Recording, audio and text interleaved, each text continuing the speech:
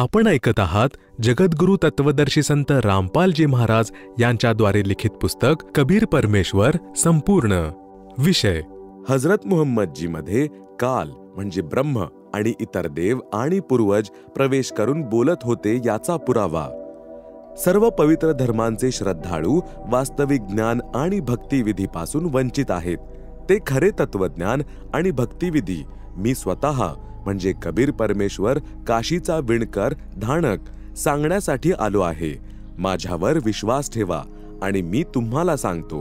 परमेश्वर कबीर साहेबजी यांनी आपली अमृत वचने चालू ठेवत म्हणाले, मी एक मुल्लाद्वारे कुराण शरीफच्या काही सुरतांचे विवरण ऐकले होते. त्यात खालील विवरण लिहिले आहे. कुराण शरीफ अर्थात कुराण मजीदची प्राप्ती कशी झाली? कुराण शरीफ मधले जसेच्या तसे विवरण कुराण मजीद मध्ये आहे. कुराण मजीद तर्जुमा फतेह मुहम्मद खां साहेब जालंधरी. प्रकाशक Mahmood and company, Marol pipeline, Mumbai 59. Sole agent Farid book depot, Delhi 6. वरील पुस्तकाच्या मुकदमाच्या पान नंबर 6-7 वर लिहिले आहे. कुराण मजीदला अवतरित करणे आणि संग्रह व संकलन करण्याची परिस्थिती. वरील पुस्तक कुराण मजीदच्या मुकदमा पान नंबर 6-7 वर लेखकाच्या लेखाचा निष्कर्ष. कुराण मजीद शरीफ हे 23 वर्षात पूर्ण लिहिले गेले. जेव्हा हजरत मुहम्मदजीचे वय 40 वर्षांचे होते तेव्हापासून सुरू झाले आणि अंतिम वेळ 63 वर्ष वयापर्यंत 23 वर्ष सतत कधी 1 आयत, कधी अर्धी, कधी 2 आयत, कधी 10 आयत, कधी पूर्ण सुरते लिहिली आहे. यालाच शरीयत मध्ये वह्य म्हणतात. विद्वानांनी लिहिले आहे. वह्य अवतरण्याचे वेगवेगळे प्रकार हदीस मध्ये सादर केले आहेत. 1.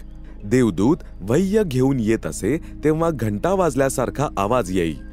नबी मुहम्मदजी यांचा जीव निघायला होत असे.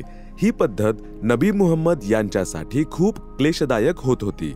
असेही लिहिले आहे की हजरत मुहम्मदजी नबूबत नंतर 40 वर्ष वयापासून नबी बनल्यानंतर रमजानच्या दिवसामध्ये संपूर्ण कुराण मजीद म्हणजे शरीफ अल्लाहकडून त्या आकाशातून येते ज्याला आपण पाहू शकत नाही.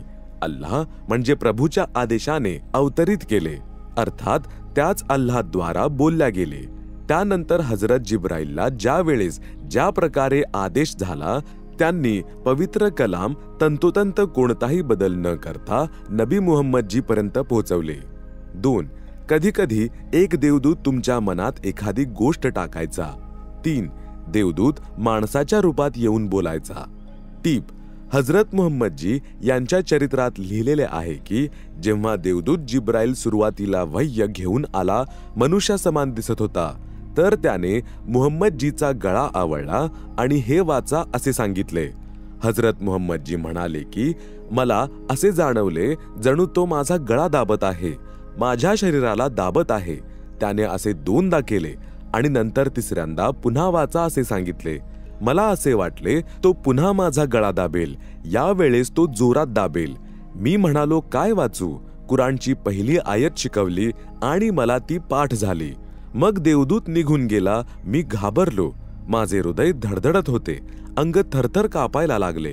गुहेतून बाहेर आल्यानंतर मला प्रश्न पडला की तो कोण होता? मग तोच देवदूत माणसाच्या रूपात दिसू लागला. मी जिकडे पाहीन तिकडे तोच दिसत होता. वर खाली, उजवीकडे, डावीकडे, सगळीकडे.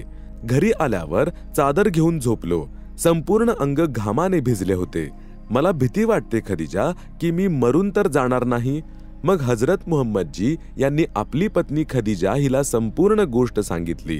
तेव्हा बरका नावाच्या व्यक्तीने हजरत मुहम्मदजीकडून सर्व गोष्टी ऐकून सांगितले की तुम्ही नबी बनणार. तोच देवदूत मुसाजीकडेही यायचा.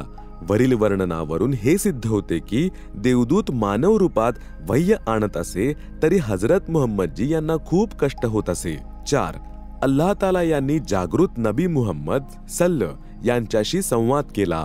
भावार्थ आहे की आकाशवाणी करून ब्रह्म स्वतः बोलत होता. 5. अल्लाह ताला यांनी स्वप्नावस्थेत संवाद केला. 6. देवदूत स्वप्नावस्थेत येऊन संवाद करत. या 6व्या व 5व्या प्रकारावर विवाद आहे. बाकी उपरोक्त कुराण मजीद म्हणजे शरीफच्या प्रकटीकरणाचे 4 प्रकार योग्य आहेत. पान नंबर 29 वर लिहिले आहे की कधी स्वतः वह्य येत होती. भावार्थ आहे की जसे कोणी प्रेत प्रवेश करून बोलतो. कधी नबी मुहम्मद चादर गुंडाळून झोपत असत, नंतर चादरीच्या आतून बोलत असत. पवित्र कुराण मजीद म्हणजे शरीफच्या मुकदमाच्या पान नंबर 6-7 वर लिहिलेल्या लेखावरून हे स्पष्ट होते की जिब्राईल नामक देवदूताने तर केवळ संदेशवाहकाचे कार्य केले आहे. ज्ञान व आदेश देणारा प्रभू अर्थात काल भगवान एकदेशीय साकार सिद्ध झाला, जो वर 7व्या आसमानावर अव्यक्त रूपामध्ये आहे, ज्याला पाहता येत नाही. अव्यक्तचे उदाहरण आहे की जसा सूर्य ढगांच्या आड असल्याच्या कारणास्तव अदृश्य म्हणजे अव्यक्त होतो, दिवस असूनही दिसत नाही, याच प्रकारे परमात्मा एकदेशीय समजा तसेच स्वतःच्या शक्तीने लपलेला आहे. या कारणास्तव त्याला निराकार मानले आहे, परंतु भक्तीच्या सत्साधनेद्वारे त्याला पाहिले जाऊ शकते.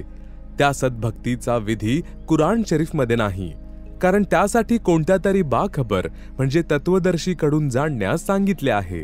कुराण शरीफ म्हणजे मजीदच्या ज्ञानदात्याने कोणत्या तरी अन्य कबीर नामक अल्लाह म्हणजे प्रभूला सर्वांचा पालनहार, सर्व ब्रह्मांडाचा रचनाकार, सर्वांच्या पूज्य योग्य सांगितले आहे.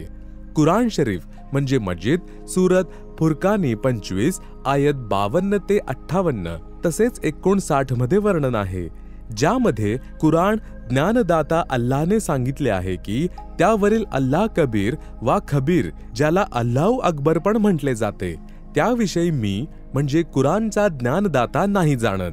त्याविषयी कुण्या बाखबर म्हणजे तत्वदर्शी संताला विचारा. तो कबीर अल्लाह 6 दिवसात सृष्टीची उत्पत्ती करून 7व्या दिवशी तख्तावर विराजमान झाला. यावरून हे पण सिद्ध होते की पूर्ण परमात्मा कबीर साकार आहे. हेच प्रमाण पवित्र बायबल उत्पत्ती ग्रंथामध्ये देखील आहे. हजरत आदमच्या अल्लाह म्हणजे प्रभूने पूर्ण परमात्मा यांच्याद्वारे रचलेल्या सृष्टीचे वर्णन केलेले आहे. 6व्या दिवशी परमेश्वराने म्हटले की आम्ही मनुष्याला आपल्या स्वरूपासारखे बनवू. प्रभूने मनुष्याला आपल्या स्वरूपानुसार बनवले, मग त्यांना खाण्यासाठी केवळ फळदार वृक्ष तसेच बीजदार झाडे दिली. मांस खाण्याची आज्ञा नाही दिली व 7व्या दिवशी विश्राम केला.